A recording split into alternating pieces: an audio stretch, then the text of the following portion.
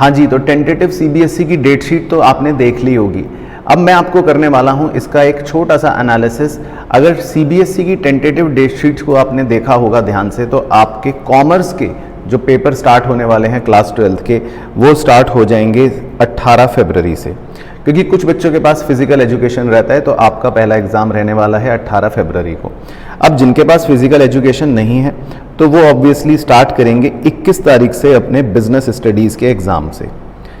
तो यानी कि आपका मिड ऑफ फरवरी से बोर्ड एग्ज़ाम स्टार्ट हो जाएगा।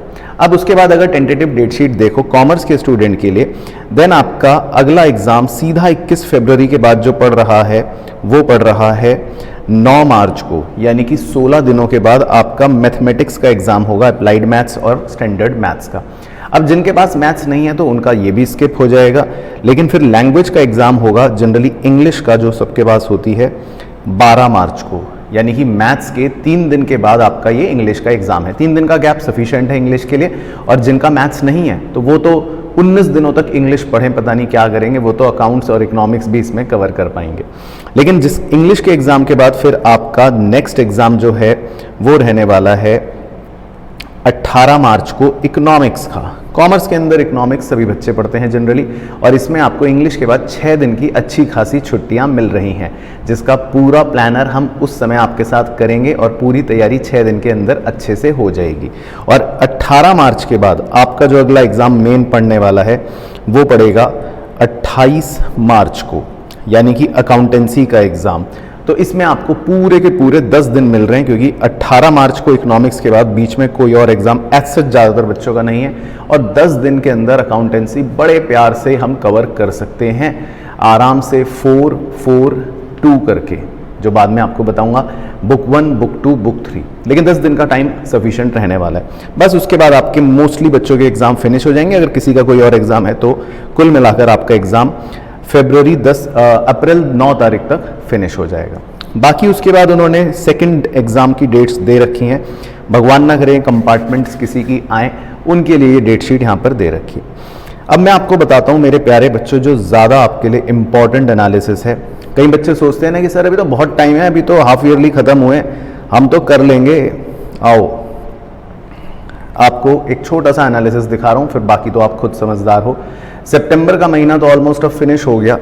अब आप सोचो ज़रा, आपके पास अक्टूबर के 31 दिन हैं, नवंबर के 30 डेज, दिसंबर के 31 डेज, जनवरी के 31 डेज, फरवरी को तो काउंट ही मत करो, वो तो आपका प्रैक्टिकल और ये वो में निकल जाएगा।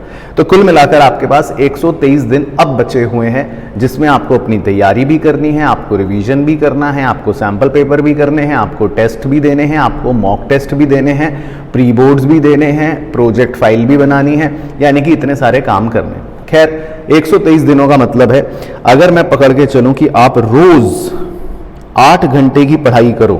सर क्या कह रहे हो, रोज़ 8 घंटे हम कहाँ पढ़ते हैं, लेकिन फिर भी मैं तो मान लेता हूँ कि चलो रोज़ 8 घंटे की भी अगर आप पढ़ाई करो तो 123 दिनों का मतलब है 123 × 8, यानी कि 984 घंटों की पढ़ाई आप अब कर सकते हो। तो रोज़ 8 घंटे पढ़कर भी आपके पास अब सिर्फ 984 घंटे बचे हैं शेष, यानी कि रिमेनिंग 984 आवर्स ही अब आप पढ़ोगे, जिसमें आपको सब कुछ करना है। अब लेकिन ये मत भूलो कि ये 984 आवर्स में आपको एक सब्जेक्ट नहीं पढ़ना, हर बच्चे के पास 5 सब्जेक्ट होते हैं। तो अगर आपको 984 आवर्स हैं पढ़ने के लिए और 5 सब्जेक्ट्स कवर करने हैं, तो पता है पर सब्जेक्ट, एक सब्जेक्ट को करने के लिए आपके पास सिर्फ कितने घंटे बचे, अप्रॉक्सीमेटली 197 आवर्स पर सब्जेक्ट। तो आपके पास सिर्फ ऑन एन एवरेज मान लो 200 घंटे हैं एक सब्जेक्ट को करने के लिए अब बचे हुए। और जो कहते हैं ना बहुत टाइम बचा है भी तो हम कर लेंगे आराम से, उनको मैं बता देता हूं, अगर आप ये 197 आवर्स को डेज में कन्वर्ट करोगे तो पता है कितने डेज आएंगे अप्रॉक्सीमेटली, 8 दिन। तो ये मत सोचना आपके पास बहुत टाइम है, आप ऐसे सोचो 8 दिन पर सब्जेक्ट आपका बस टाइम बचा हुआ है, और फिर आपके एग्जाम सर पर खड़े होंगे। तो एक बार इमेजिन करके देखो ये एनालिसिस को, कि आप बोलते हो सोचते हो ना कि अभी तो बहुत टाइम है मैं कर लूँगा, आपके पास टाइम अब सीरियसली नहीं है। तो जाग जाओ, अच्छे से पढ़ना शुरू कर दो डेप्थ में। आपके पास पढ़ने का यही एक आखिरी महीना और बचा है अक्टूबर का, क्योंकि नवंबर से प्री बोर्ड, प्रेशर स्टार्ट हो जाएगा और सिलेबस ख़त्म हो चुका होता है। हम भी सैम्पल पेपर्स कर रहे होते हैं। और हाँ, सैम्पल पेपर से मुझे याद आया, मेरी सैम्पल पेपर बुक बहुत जल्दी आने वाली है, इकोनॉमिक्स की और अकाउंटेंसी की, जिसकी प्री बुकिंग भी हमारे मंथ एंड से अभी ओपन हो जाएगी। बाकी अच्छी तैयारी आप करना चाहते हो तो कुछ मत करो, सिर्फ हमारे इस चैनल को सब्सक्राइब कर लो।